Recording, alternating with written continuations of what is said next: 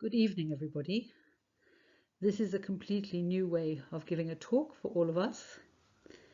And so I am imagining you in my mind's eye, sitting together, being brave enough to use technology for something you normally would not use technology for. And thank you so much for doing that. Well, tonight I'm going to speak with you about the artist Emil Nolde. And as you see, the title sounds wonderful and exuberant. Emil Nolde, Color is Life. But now this talk has a new element which it's never been able to have before until now, because in 2019 the documentation of Emil Nolde's secret life was finally made public in a gallery in Berlin, and with that exhibition came an amazingly scholarly book called Emil Nolde, the Artist During the Third Reich. And so my talk, which was normally mostly exuberant and joyful, has to include in it the darker element of Nolde's life. And although that is difficult, I think it is very, very important. And I always remember hearing somebody say, it is our secrets. We are only as ill as our secrets. So let us look at Nolde and be healthy.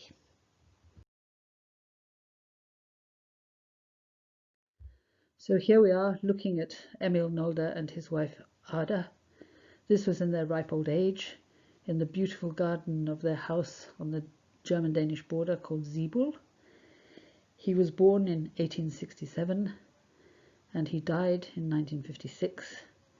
He was the son of a farmer, the fourth child of his family, and he was brought up speaking Low Danish and German at school. He did trainings which were craft trainings and only decided to become a painter later. He was actually refused from art schools on more than one occasion, and his marriage to Ada sort of lifted him up socially and helped him financially as well. She herself was an actress, but she came from the middle classes, and she loved and adored him and supported him in the most extraordinary way. This painting is called Pentecost, and it was painted in 1909, and I have begun my talk with this as the first image because I want to try and trace and understand what made Nolde believe the things that he did and how he manifested those beliefs in his work and in his behavior as a person. He was deeply committed to painting religious pictures, and he took this painting to try and have it accepted for an exhibition in Berlin in what was called the Secession, and the painting was refused.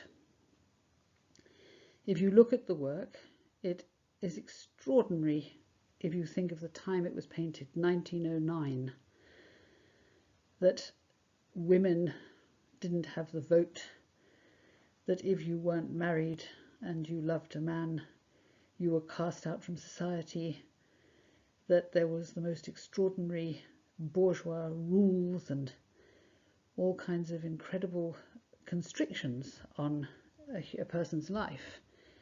And you look at this painting and you can't believe it was painted at a time where there were probably still, people were still using gas lights and horses and carriages. It seems so modern.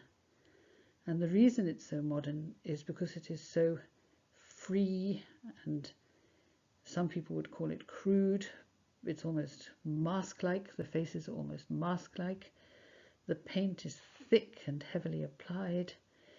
If you look at the expressions on the faces, he's painted the disciples as if they really were Jewish and from the land that Christ was born in and lived and died. There's no way in which he has made the disciples Aryanized. And he's painted this painting out of his deepest struggle and connection with Christianity. But not being accepted by the Secession began for him a long, long battle with the establishment of the art world in Germany.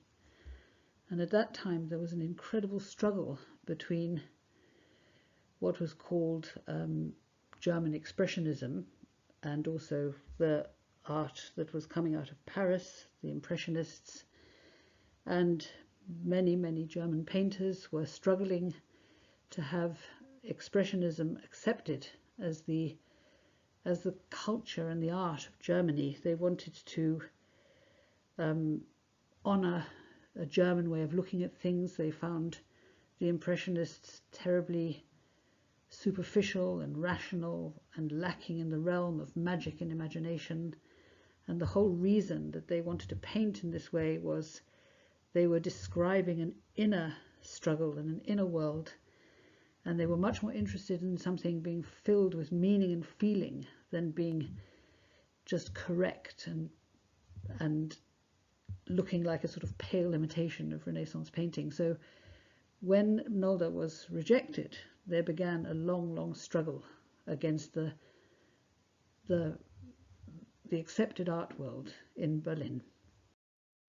This dark painting, which is a group of 6 gentlemen and is called 6 Gentlemen, was painted by Nolde in 1921, and he called it that, but it actually is a kind of painting where he's painting who he sees as his enemies, the critics. And one of the people that is thought to be in this painting, though nobody knows which person it is the man who was president of the Berlin Secession, who was called Max Liebermann. Max Liebermann was a man he had come from a terribly, terribly well-off family, and he had used his fortune to collect one of the greatest collections of Impressionist painting, and he himself painted in the Impressionist style, was renowned as a portrait painter, and he and Nolde quarrelled terribly about Nolde's views and ideas, and he was actually expelled from the Secession.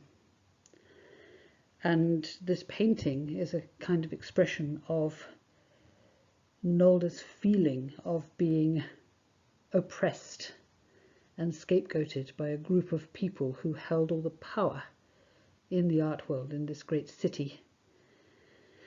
And so I put it here because I really wanted you to experience him sort of struggling with these ideas, and in the process of struggling with these ideas, of course, he's struggling with people, and he's struggling with who's going to give him exhibitions, who's going to include him, who's going to take him seriously, because Nolde wasn't just worried about his paintings being bought. He actually was a painter who was incredibly successful. I mean, lots and lots and lots of people bought his paintings, but he wasn't just interested in people buying his paintings. He was interested in being made the sort of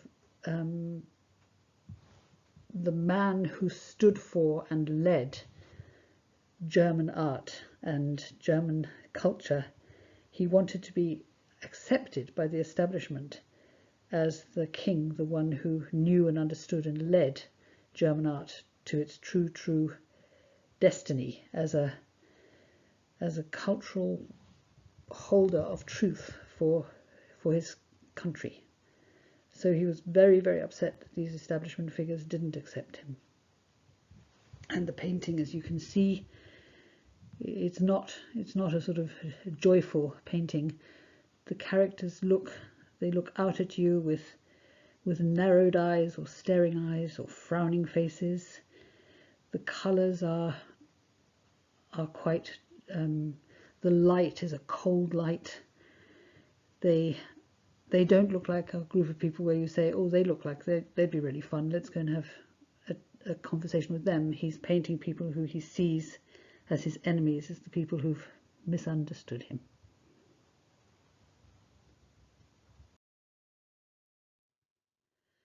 This painting is called Wildly Dancing Children, and strangely enough, it is a picture which tells us why Nolde thought that he should be allowed to be the leader of German art. It's a picture of little girls playing a game where they're dancing and whirling in the most incredible free way. And when I first saw this picture, I actually thought it was like a painting by Kokoschka. It's got hundreds of tiny marks all over it. It's almost abstract. I had to sort of really stand back and look with my eyes half closed to see the actual forms.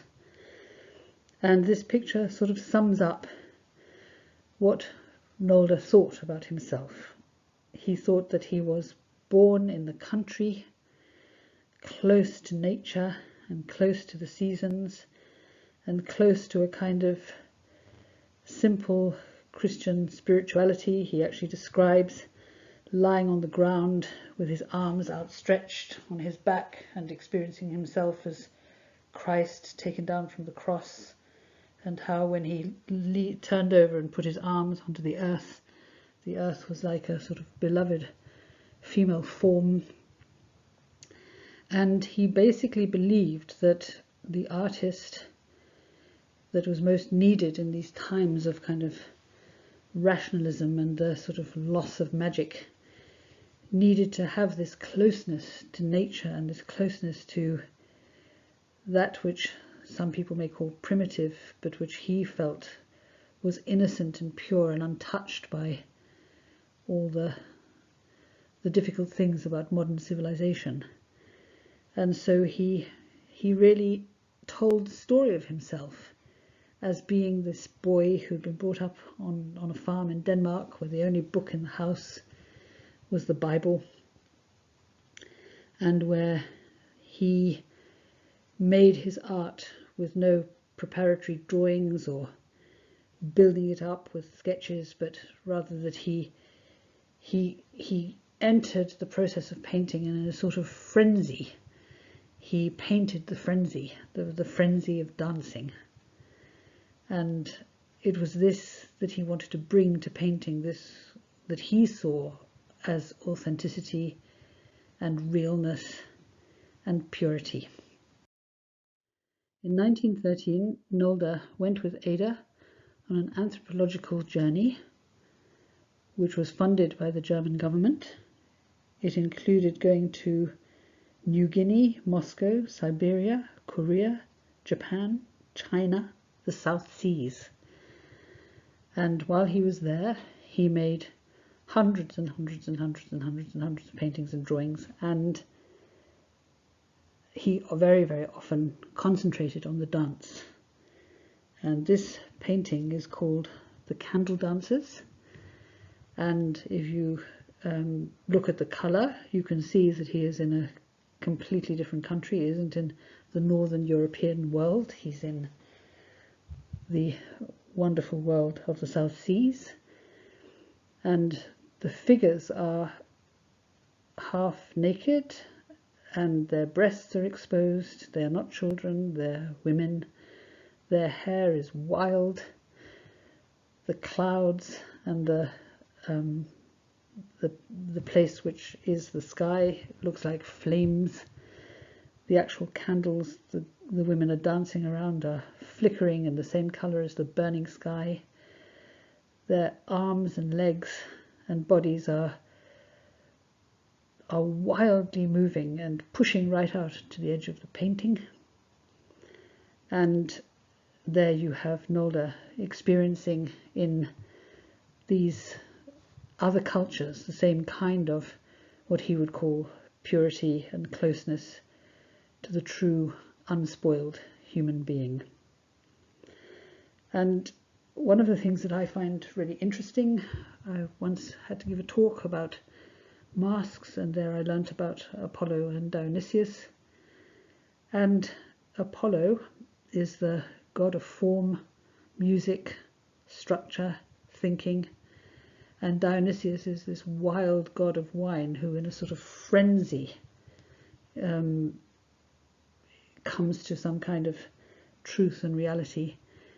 And somebody told me this beautiful thing about how, if you want to be powerful as a Dionysian being, it's also quite good to have an Apollonian form, so that within the bowl, the form, the Apollonian form, you can wildly dance. And at the same time as you wildly dance, you don't just dissipate. And I think this is one of the very, very special things about Nolde, that he has this extraordinary freedom. But because the structure behind his freedom is so real and strong, it looks very free, but it's actually really very beautifully observed.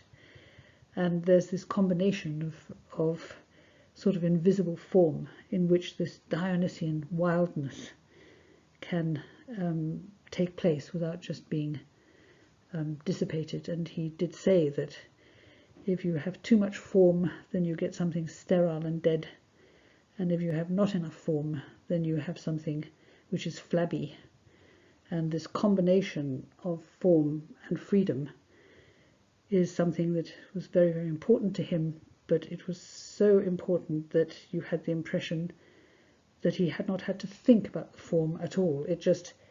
He believed that he himself just, as an artist, had this special ability to just bring forth the work with the same kind of freedom as those dancers are dancing, free of any kind of reason, but purely out of his deeply felt experience.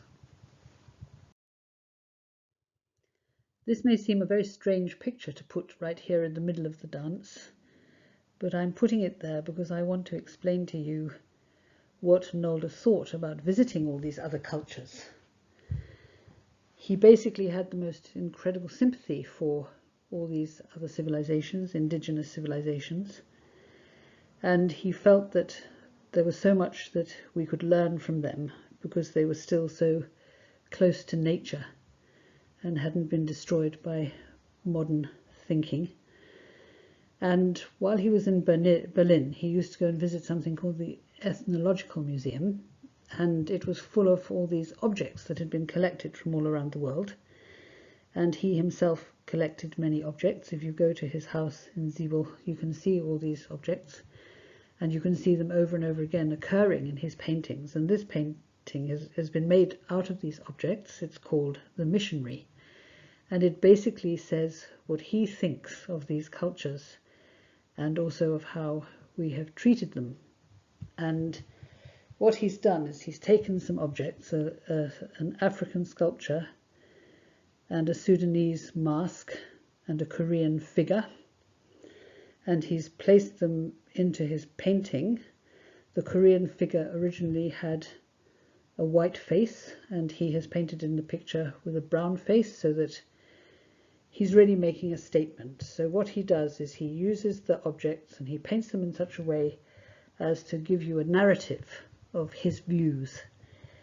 And what he's actually saying here is, you see this woman standing in a position of, she's standing before the powerful priest in a submissive position, with her holding her jar, which she seems to be offering to this godlike white missionary.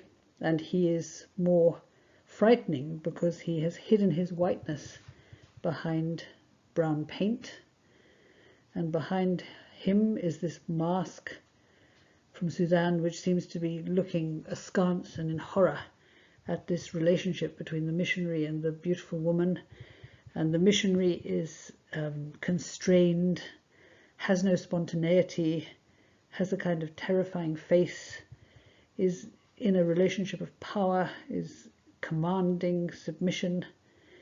And the beautiful woman with her lovely body and her sweet child tied to her with her blue cloth is somehow not appreciated for her abundance and beauty and life, being so full of life.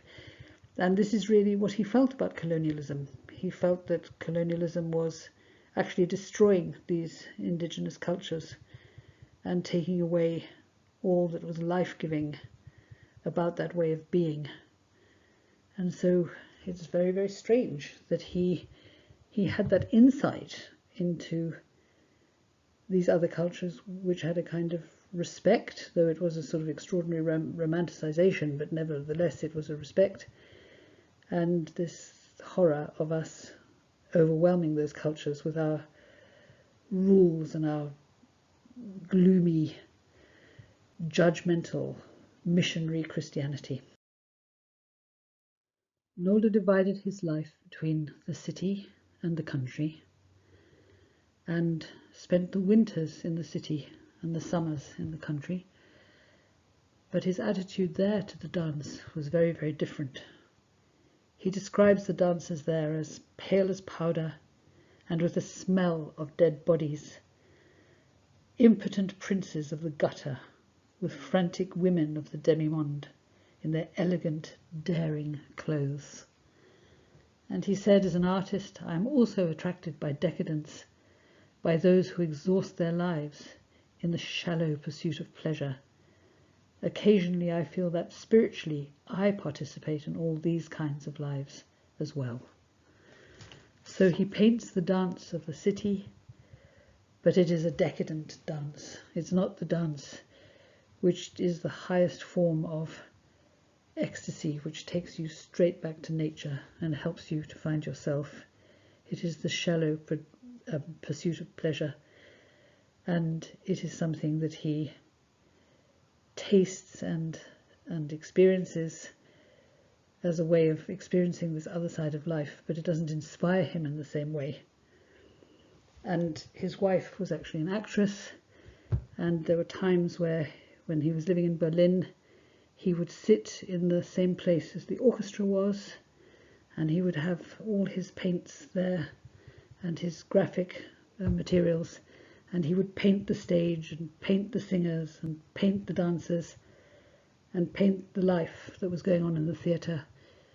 And this is where you see his extraordinary ability to draw with this incredible freedom, because there's nothing about this drawing which is loose and flabby. It is really perfectly observed and catches something incredible.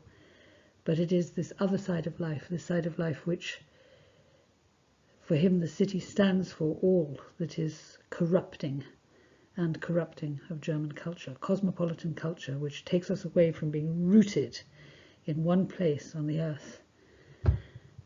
And these paintings are also very much part of his dance paintings, but they have a very different mood, and they are saying a very different thing. In 1927, Emil Nolde and his wife moved to Ziebel, the house that they built, and there he created this incredible garden where he made the flower beds in the initials of his first name and Arta's first name. And the planting of the garden was the planting of the subject of many, many, many of his paintings. And there was a big studio and eventually a proper place to live.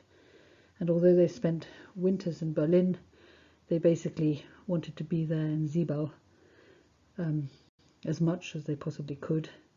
And there he began to paint these masterpieces, the great flower paintings. And it's very interesting to look at this painting because it explains something about his method of painting.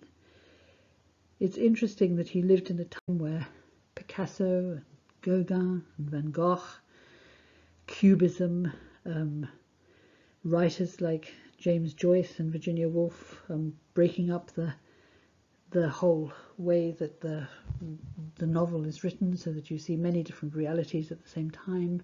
Schoenberg doing this with music. And what is incredible about that time as well is that people just used many different sorts of materials to make their art. Collage and all these things which became completely normal.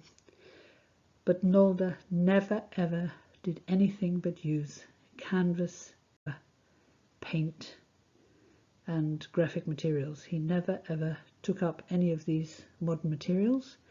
And although he lived at some point in Hamburg and was visiting Berlin all the time, even had a house in Berlin, he never once painted the city, all the modern inventions of the modern world. He always stuck to this one plane of reality. The paintings aren't really about space, they're about form and colour, and you know when something's in the front or in the back because of the tone of the paint, not because of a Renaissance rule about painting space. And you can see in this extraordinary picture of the sunflower what I mean by that. There is the thick oil paint, very, very freely painted. The sunflower has been lifted out of ordinary reality into something mythological. It's not just an ordinary sunflower, it's something extraordinary. He was aware of the work of Van Gogh, and Van Gogh was just beginning to be seen as a worthwhile person, and he loved the story of Van Gogh, that he was the great misunderstood genius, because he felt like Van Gogh, he was a great misunderstood genius. And I don't know how influenced he was by that in painting sunflowers, but they're living in the country, and that's very much part of country life, and absolutely intoxicatingly wonderful, whether you've seen Van Gogh or not. But here you see in these great flower paintings how sticking to these traditional materials and painting on traditional materials. He absolutely hated it when the paintings were labelled and put at the right date, and he hated that in the ethnological museums as well. He didn't want things to be documented like that. He wanted them to appear spontaneously. And the other thing that he did, which made his painting so wonderfully powerful, was he always framed them with black or dark blue frames, whereas the norm was to use these gilded golden frames. And by painting extraordinary, rich, powerful, jewel-like paintings with their extraordinary colour, and then framing them in black, they became even more radiant and powerful. And he said about colour that it has such a power that it even has something to say. And he said, "The colour loves my hands." It's not always important to give you the date of the pictures, but this flower painting, painted in Zeeble, with its stormy sky, it's actually called Clouds and Flowers, was painted in 1933, the same year that Hitler came to power. And it has that quality of storm, which was very much part of the struggle that was going on in the art world at the time, about what kind of art would become acceptable for the National Socialist state. It is a masterpiece with that extraordinary blue and red and yellow against the stormy sky, painted incredibly freely. And one of the things about Nolde's flower paintings is that they fall into three categories: the ones he painted in the botanical gardens, the ones he painted in Zeeble, and the ones he painted in order to actually look at the shape of the flowers and sort of document them. But this is one of the three great masterpieces, and that it was painted at that time in Nolde's history, I will talk about later why that was so significant. But meanwhile, just looking at the painting without any of the other things around it, it really does clutch your heart. Baudelaire said about art at that time that it was actually about sympathetic magic, about showing you the artist and the world combined together with this beautiful sympathetic magic. And there is something about this picture which is full of magic.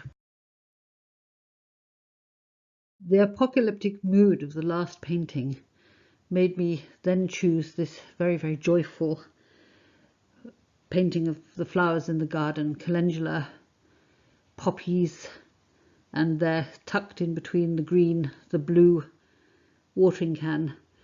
And here you just see the painting as sort of drifts of colour. You can see that there's a fence. It isn't the sort of painting that you would show somebody as a botanical study, but actually the flowers are recognisable. That's not really the point. The point is the sort of exuberant rejoicing in colour and the drifts of flowers in his garden.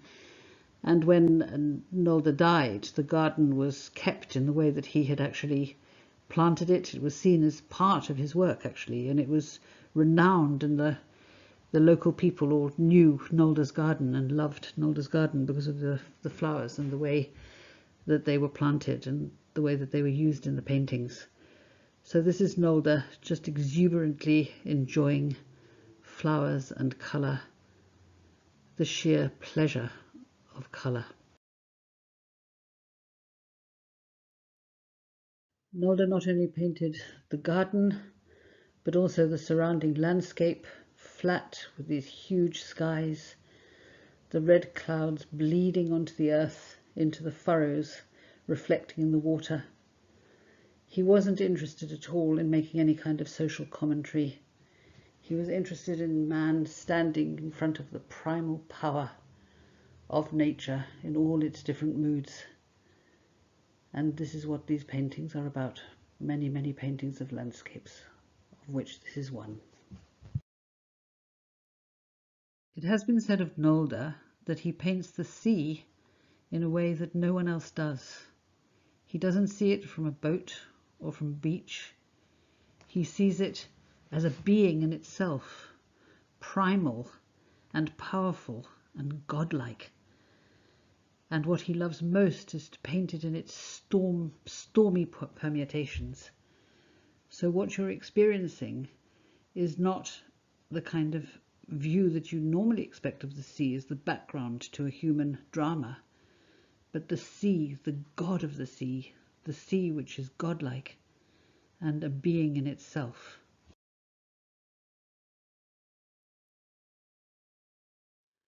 I began this talk by showing you one of Nolde's religious paintings, Pentecost, but I want to go back to them now, and this is a painting which is called Paradise Lost. It's a picture of Adam and Eve sitting outside of paradise because they are naked and they are full of shame, and around the tree is twined the snake which tempted them. In the background is a lion. Perhaps that's the end of paradise, where the lion was not dangerous because the lion lay down with the lamb.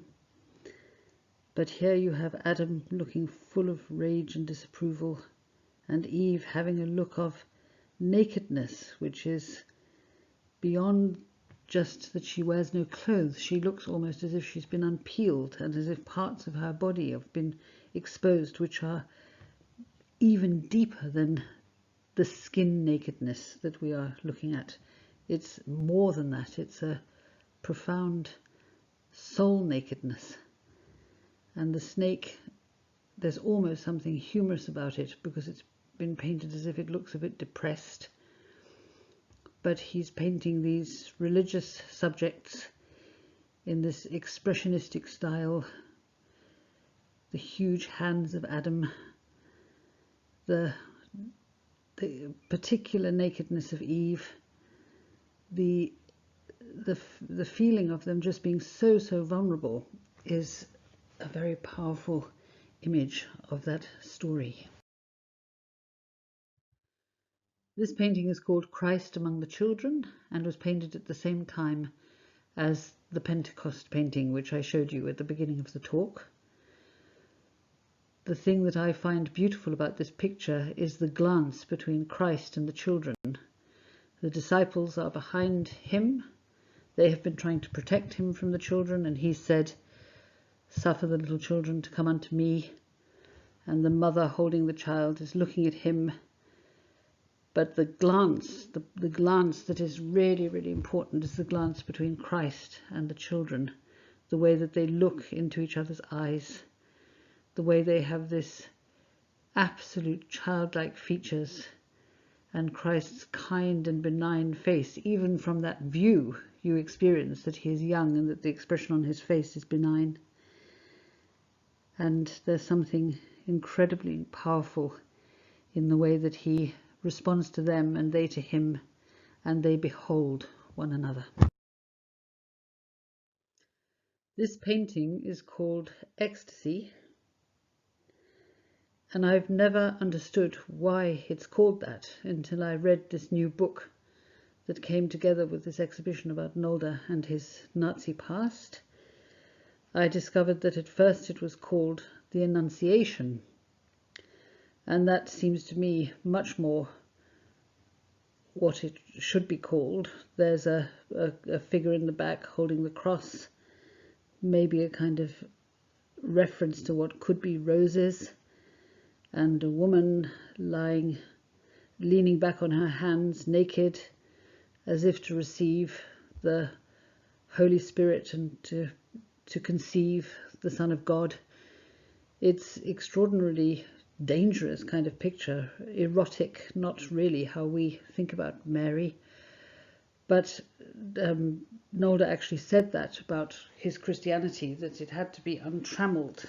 He couldn't stand sort of ordinary theology or the angry Assyrian god. He had to be allowed to express his religious feelings in the way that he actually really felt them. But what is so very, very shocking about this picture, the fact that it is now called Ecstasy and used to be called the Annunciation, is the reason that Nolde changed that name. We know that in 1933 Hitler came to power, and it became a problem for him. He began to stop painting biblical scenes. And the reason that he stopped painting biblical scenes, he said, was because he didn't want to paint Jews anymore. And so he changed this painting, which was called the Annunciation, into a painting called Ecstasy, in order to remove it from a biblical reference and therefore a Jewish reference. And these are the things that, reading about his past, are really deeply, deeply shocking, because I think there was a part of me that was hoping that there was going to be some moment of change, or that it really wasn't so awfully terrible or true. But if you read the documentation, it is in fact very, very serious, the way he behaved and the things that he said. His anti-Semitism was extreme. He actually did join the Nazi Party. He did sign a special petition for artists wanting to support the Führer. And he really wanted to be appointed as one of the leaders in the art world who would stand for German art and stand for supporting National Socialism. So this painting has a kind of shocking history. Not only is it, in terms of modernism and painting, absolutely revolutionary in the way that it paints Mary, it's also an image which tells us about the history and the struggles of our time. This next group of paintings are Nolde's paintings about polarities. If you look at this painting very carefully, you'll see that behind this sweet, rosy-cheeked girl with her soft, rosy breasts and her flowing hair, there is a dark figure. This rosy girl, and behind her is Satan, whose hand is actually holding her hair on the left-hand side of the picture. And this is one of the things that Nolde painted a lot. He painted a lot of polarities where two beings of completely opposite quality and character and mood are placed together in the same image, but they are not doing anything. They are simply placed there. And it is this play between the opposites that he is interested in. It's a kind of thinking which is very important. Goethe talks about it. He says, "It is said that truth lies halfway between two opposing opinions. Not at all. It is the problem that lies between, and that which cannot be envisaged, namely, eternally active life, contemplated calmly." So what Nolde is doing here is he's not saying, here is a goodie and a baddie. He's not saying either or. He's saying these two elements stand side by side in the painting. They stand side by side in life. They stand side by side in us. This painting is called The Ruler, and one side of the painting has the image of the sort of dancing girls who are there to give this man pleasure. Next to him are his guards, and he is sitting looking out into the distance with a kind of terrible ennui. And I think the image is about the corruption of power.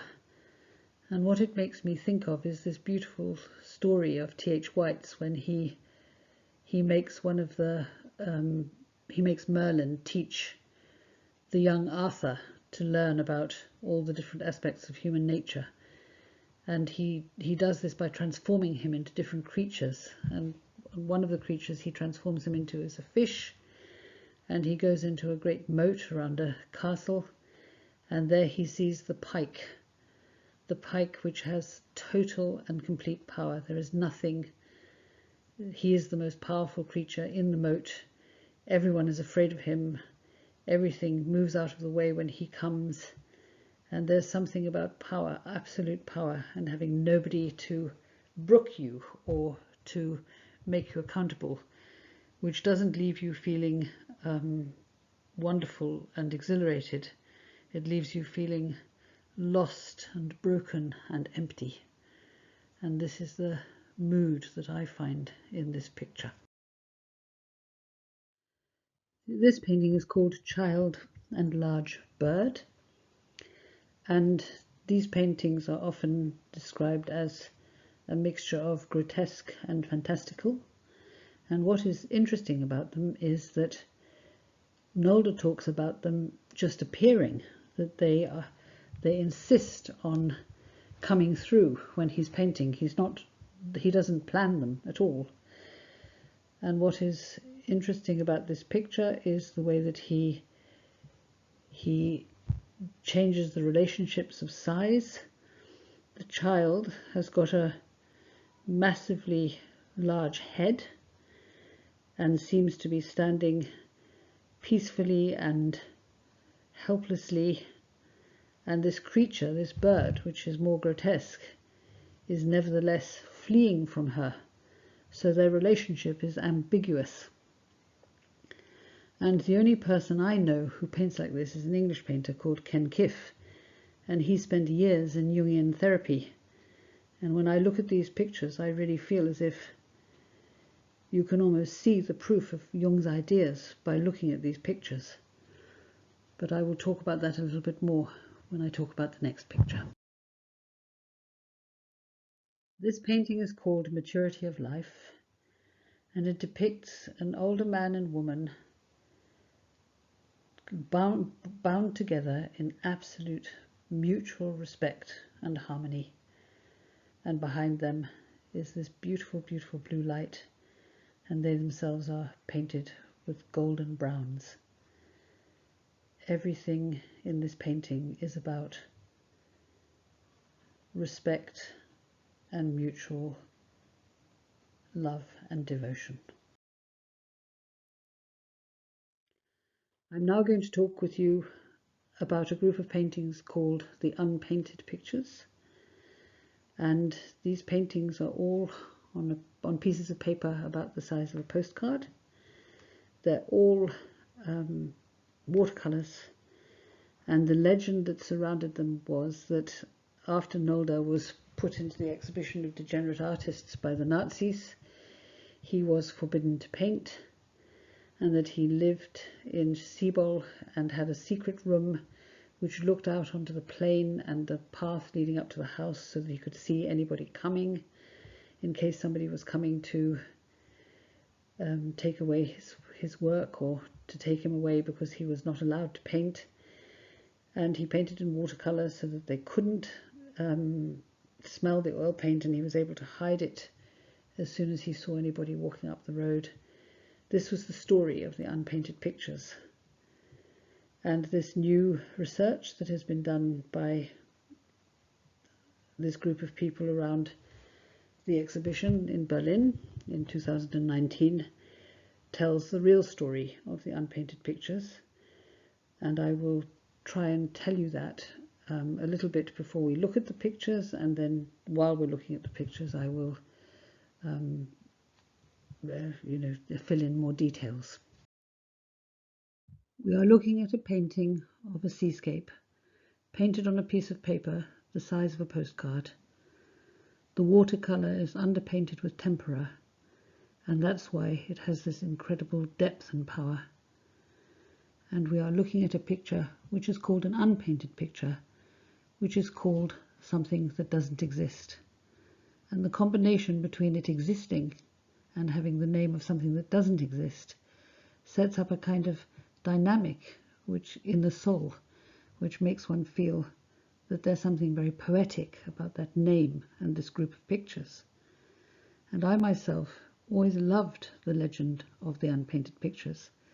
I think because I felt that if Nolde had been not allowed to paint because of being put into the degenerate art exhibition, that must mean that by the time he was painting these paintings in Ziebau, in the time of the war, he would have actually renounced his Nazi past.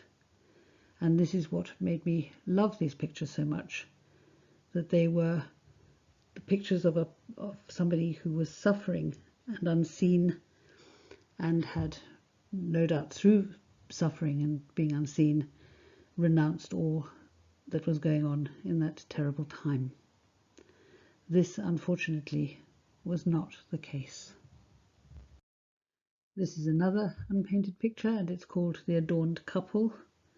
You see again these polarities, an older man with a younger woman, a dark-haired man with a blonde-haired woman. He's got a flower in his hair, which makes one feel that there's some kind of festival. Despite their age difference, you don't feel as if it's a power relationship. You feel as if there's something beautiful and wholesome and healthy about it.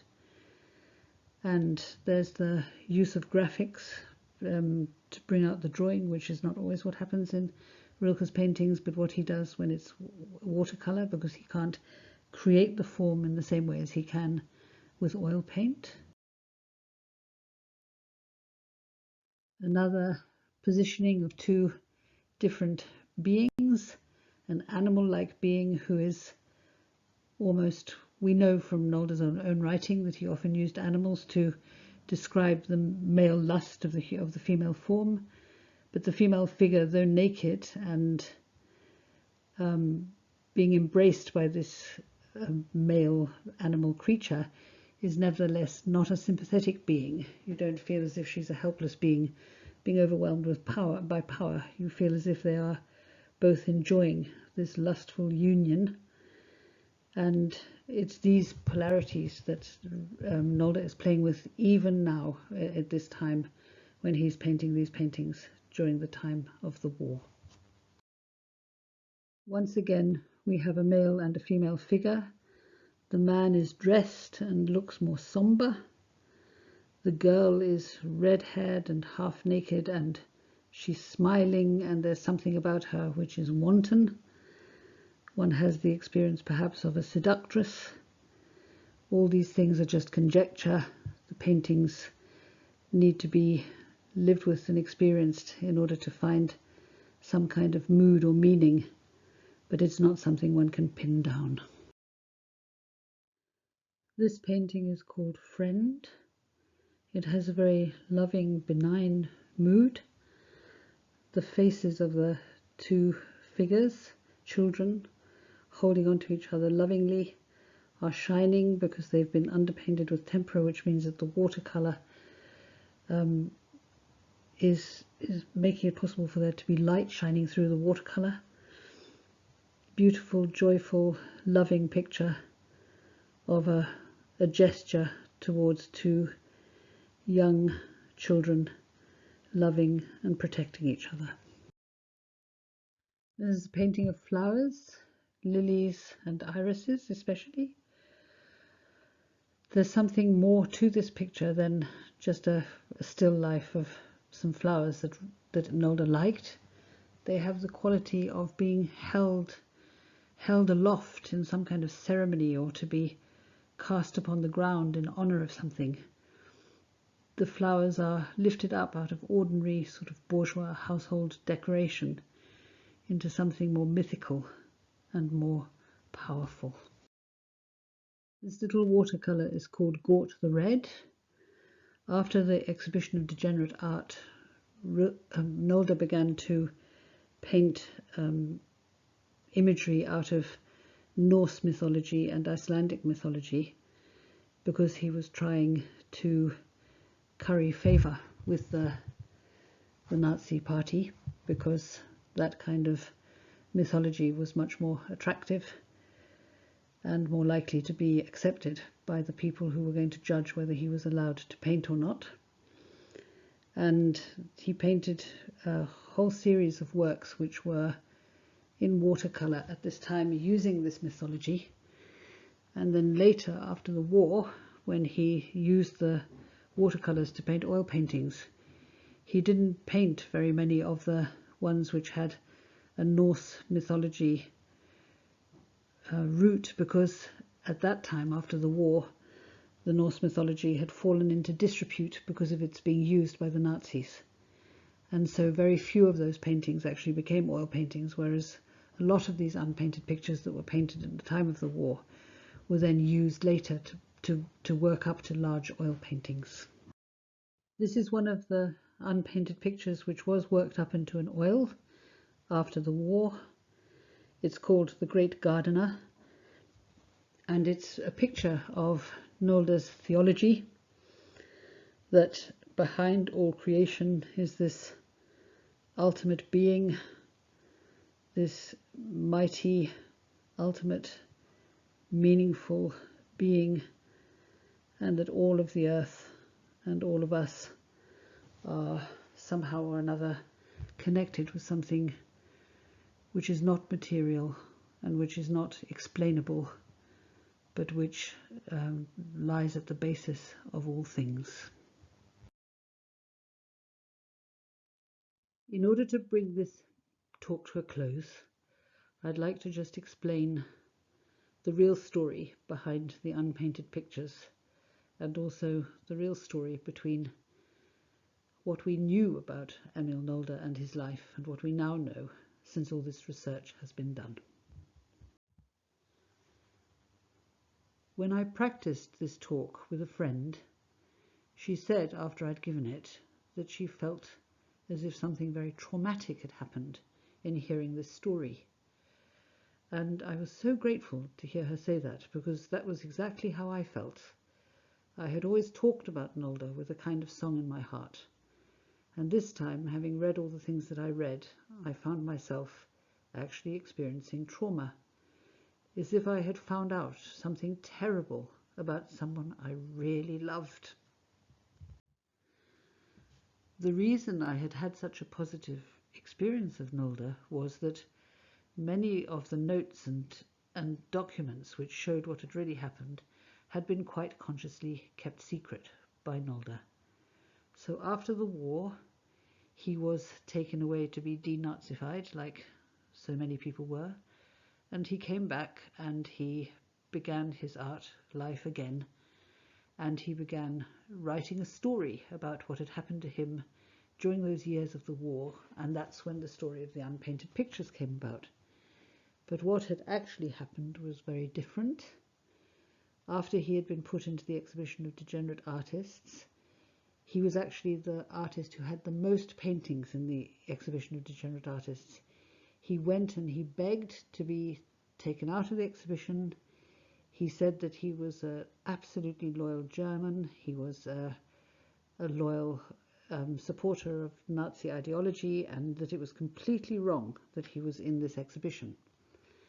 And actually, he was only in the first exhibition in Munich, and when it travelled all over the country, his work had been taken out.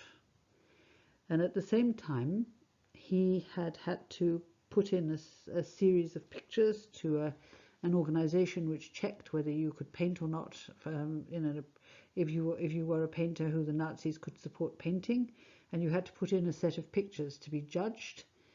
And while he was waiting to find out whether he was going to be allowed to paint from that set of pictures, for that very brief time, he was not allowed to paint.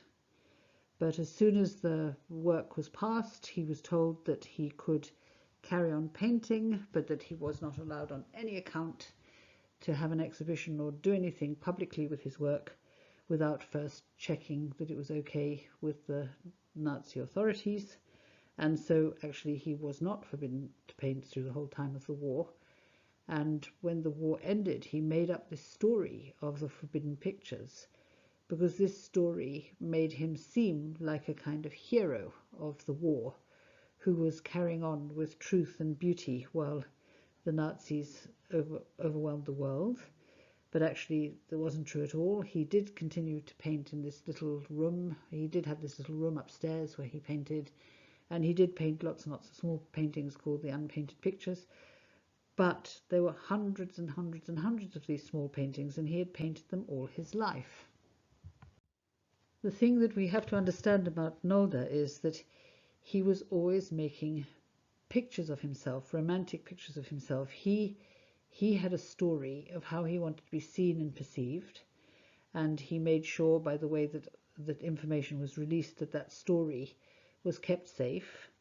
And one of the things that he wanted people to believe was that he was a person who was very much living in Ziebel, close to the land, and before that he was always close to the land. And all his different journeys all over the world and all his visits to cities, and the fact that he was so actually in touch and involved with many, many of the most exciting contemporary painters of the time, the whole of the Blue Rider. Paul Klee particularly liked him. I believe that he learned how to print from them, and he was involved with Deborah, which was incredibly radical. I think it was quite consciously communist. He knew the work of Turner.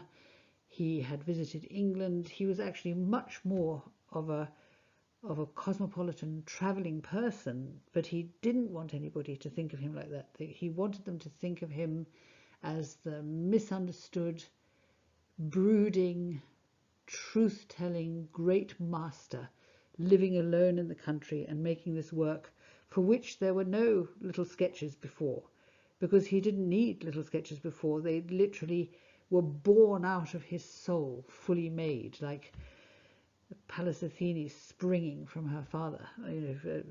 She was born out of her, I can't remember which part of his body she was born out of, but she sprung fully formed and armed out of her father's, was it his mouth? I can't remember. But anyway, that's how he wanted people to think of himself and his pictures. So when he created this myth of the unpainted pictures, he probably put a lot of pictures into that group called the unpainted pictures, painted between this period of the war, that had been painted maybe in 1910, maybe in 1914, or earlier, long before the mature Nolde that we see now in these pictures. So the thing that we really have to understand about him is that he has a story about himself, and he has created that story. And he not only created it by the way that he presented himself as a painter, that he didn't need to do these sketches, that it came out of him fully formed, but also when the war was over, he went back over notes and things that he'd written, and he removed things from the notes that he knew would be unpopular.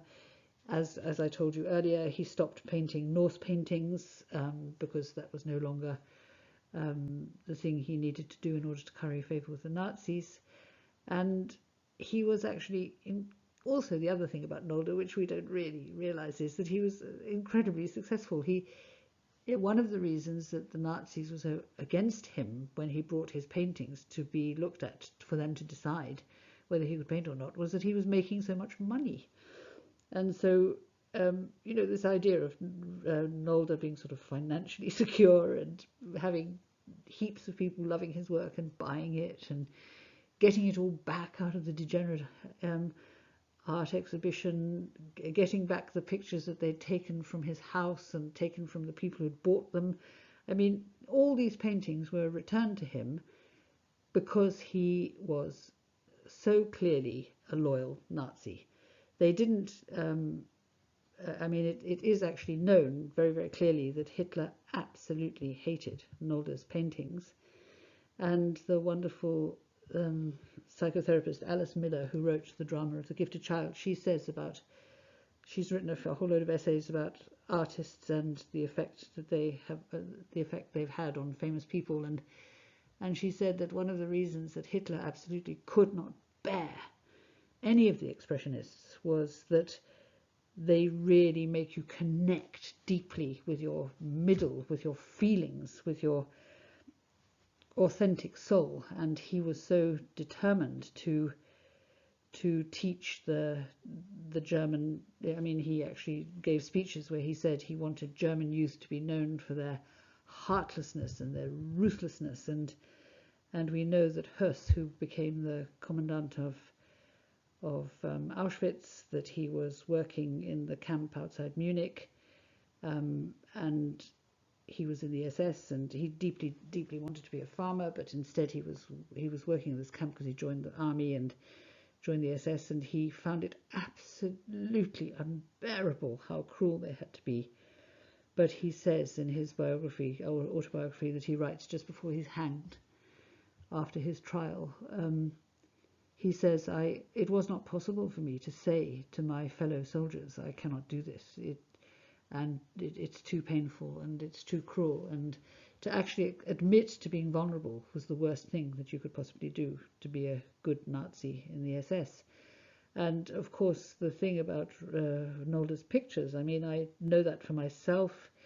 You know, Kandinsky talks about the soul being like the strings in a piano, and that the colors are like the hammers that beat the soul and make this incredible music of color. And I have experienced it myself, that I have walked into galleries where these paintings are, and without any understandable reason have found myself weeping, because they so connect you to the whole realm of the feeling and the soul. And so, I mean, you know, Nolde had many high-ranking Nazis who valued and appreciated his work, but Hitler absolutely hated it. And if you read the book, you can read the things that he said about it. I don't particularly want to quote it here, going out online like this, but do read the book if you'd like to find out in more detail. So after the war, Nolde created this myth of himself in the unpainted pictures, and he kept all the notes and documentations of everything that had ever happened, his support of the Nazis, the letters, the frightening and terrible things that he'd written in letters to Ada or friends. These were all kept in the Stiftung, I think it's called, and the person looking after it, one of his closest friends, was sworn to do as Rilke asked, that the information would not just be seeped out, and that this particular story would be the story that was carried. And it's true that people knew. I mean, the local people had seen the swastika flying above Nolde's house. There were people who knew about his support of the Nazis, but everybody was so absolutely traumatized by the war that there was a sense in which, you know, if this is the story of one of the greatest German artists in the world, can we not mess it up with the terrible, terrible story of his support of Hitler? I think people just could not bear one more ghastly thing. And the story came out very slowly. There were two events which made it come out. One was the trial of Eichmann, and the sort of realization in the world of the true reality of the Holocaust, and then also the trial of the guards of Auschwitz. And these two events made it so that some of the information was leaked a bit. So when I used to give talks about Nolde, there was always this sense that there had been something, but you couldn't quite pin it down and find out exactly what it was, as you can now. You can actually read everything. And now it's all come out completely openly. We now know everything that has been said and which had been hidden. And I think it's something absolutely amazing about our time, that we can really look at it and look at it truthfully. And what it makes me feel is that there is this amazing thing that happens in literature. I just looked it up to see when it was written, and in 1910, E.M. Forster wrote Howard's End. And I remember as a little girl reading Howard's End and being involved in a world where there was a social culture. We all knew how to behave and what was expected of us. I was a middle-class girl, and I was supposed to go to school and go to university and marry somebody decent and have a house in Tuscany and have, nice, healthy children. And my husband was supposed to be somebody rather marvelous and who my mother could feel proud of. And this was the story. And then I knew all the time that I was living in this very, very conventional middle-class culture, that there was an enormous amount going on, which was so complicated and so painful and so full of drama and suffering. And it was something that one simply never ever talked about, but I did find it talked about in literature. And in Howard's End, which I don't know if any of you read, but I'm sure many of you have, but if you haven't, you're so lucky because you've got it still to read. It's wonderful. But the leading character, a woman, Margaret Schlegel, has to say to her husband, she asks her husband to do something which is socially dangerous and unacceptable, and he refuses to do it in the name of his dead wife. And she says to him, "Thank you so much for bringing up your dead wife. I will speak of her." And she describes to him how he has had an affair and done so for pleasure, and then cast this woman off and not thought anything of her. And now she's asking for some help for her sister, who has not had a feckless and selfish affair, but a really loving affair, and now she's bearing the consequences of the affair. She might actually she's having a baby, and in those days that meant you might die. And she says to him, "You have been so spoilt. We have all allowed you to have these illusions about yourself." And she makes this amazing statement to him. She says, "What you have done, I have forgiven, and your wife has forgiven. What my sister has done, can you not forgive?" And she says to him, "You have to connect. You have to experience that what you say you are and what you are is congruent, that it's not this secret world behind a social face." And I remember reading that as a little girl and just thinking, oh my God, oh my God, oh my God, I'm not alone. I'm going to go out into the world and I'm going to find those people who want to be like that, who want to be what they wish to seem. And it's been my experience all through my life that this has got more and more and more possible. I remember recently just hearing Ted Hughes talk about, finally publishing the birthday letters about Sylvia Plath, and Sylvia Plath had committed suicide, and about this he was absolutely silent. He was judged. He was assumed to be the cause of it all.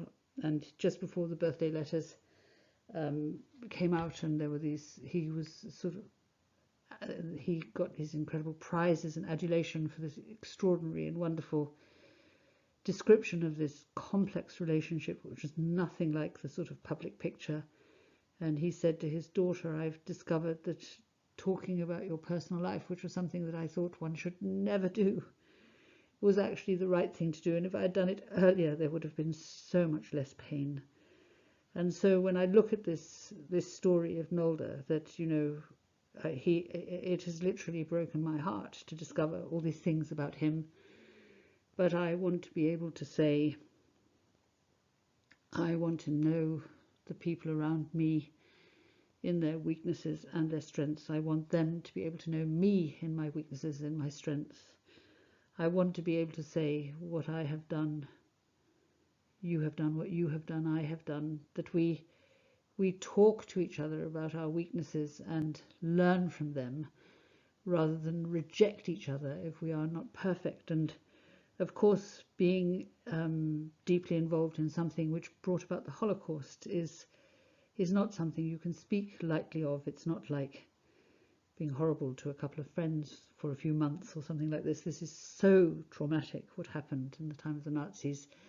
The suffering of what happened at the time of the Nazis, the suffering of what happened not only to the Jews, but to so many, many millions of people. I think somebody once said that 45 million people died as a result of this war. And the stories are so complex. The children that were stolen away, and from Poland, and oh, I mean, you just can't believe the things that happened. And so, of course, you can't speak about this lightly, but I want to be able to look the truth in the face, to say somebody who made such a terrible, terrible mistake in what they supported and what they believed in also made paintings of such unbelievable future-looking openness that broke open whole new vistas in what was possible in visual art, and paintings which actually possess extraordinary wisdom. And strangely enough, I was just reading a book while I was preparing this talk. It's called On Connection, and it's by an English poet called Kay Tempest. And there she talks about Jung and his Red Book, and how he talks about the two different parts of ourselves. And he says that we have this part of ourselves called the spirit of the times, where you are preoccupied with your culture and with fitting in with your culture and being successful and finding the approval of your peers. And then there's this other side of you, which is called the spirit of the depths. It's the ancient part of you, the part that responds to the spiritual world. The spirit that the spirit of the depths that sees the soul as a living, existing being. And when I read this, I thought, this is what is so strange about finding out about Nolde, because I think that he was a person who was often painting out of the spirits of his depths. He was actually in touch with this complete and absolute wellspring of imagination and magic, which is so essential in everybody's life if they are to feel joyful. And Jung actually says that you need to balance both. You can't just have one or the other and do them both in extremes. You need to balance them.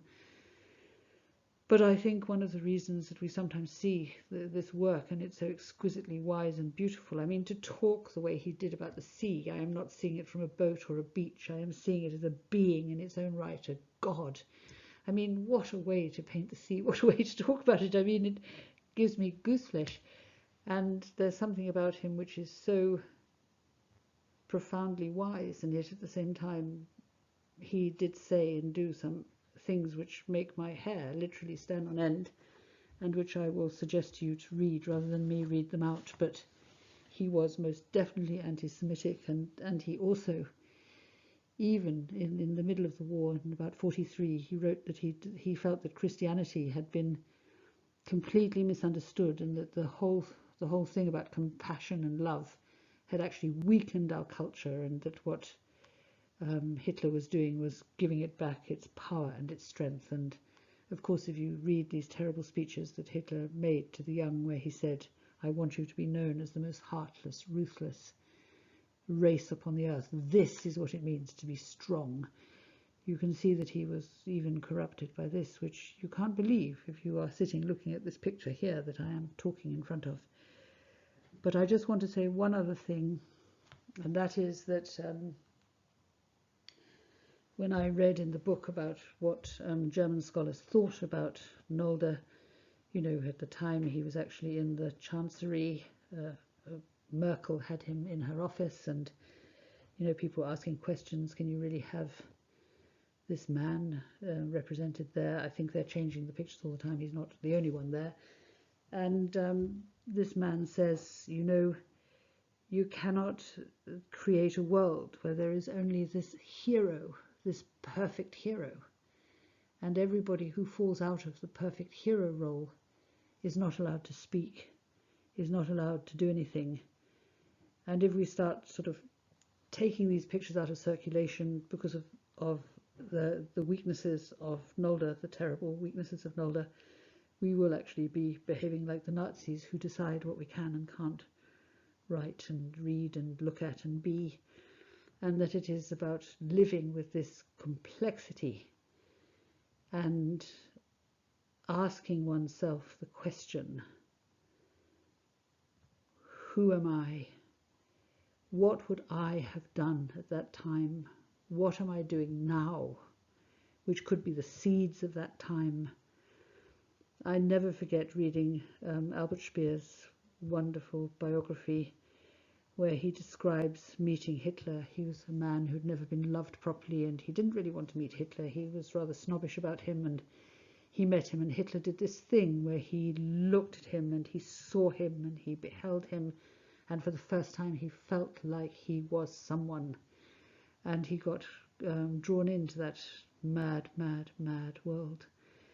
And I remember thinking at the time of reading that, I am so grateful that when I was a young girl, the man I met was a loving, compassionate man, and my mentor, who made me feel seen, was a good man. But what if he hadn't been? Maybe I too would have been beguiled. So for me, the question of this story is, how did it happen? How do we understand it culturally? He was a conservative. He came from this peasant culture, which was renownedly conservative.